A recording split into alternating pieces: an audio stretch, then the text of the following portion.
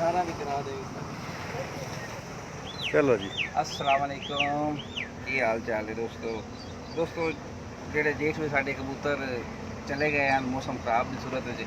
एक कबूतर सानू मिले है जनाब खान की डोगरा तो इस बच्चे ने पकड़े होया इस बच्चे ने कबूतर पकड़े होया तो ये बच्चे नू लैटरिन का भी नहीं पता तो ना करता सी बिल्कुल में कबूतर जंगल जे रखे हुए।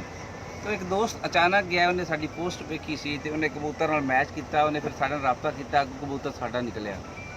असी अजे कबूतर है सम देन आए तो अली भाई और भी आए साढ़े नाल। अली बास्कर वालीबॉल के बहुत अच्छे खिलाड़ी हैं, अल्लाह पाक इन्होंने होर उसका देवे जी। ए कबूतर अल मरूफ डब्बा कबूतर चैंपियन 2017 कबूतर आज जनाब खान का डोगरा जनाब कबूतर मिल गया जी। तो असी नाते ही बड़े शुक्रगुजार हैं। इनाम तू घट पैसे लैन ने इनाम सी इनाम नहीं लिया मिठाई होना सिर्फ अस वो नहीं लेंदे सी अस जबरदस्ती दी है अपनी खुशी थी। तो बस वेख लो कितने कबूतर पहुंचे तो कितों आगे मिले जनाब।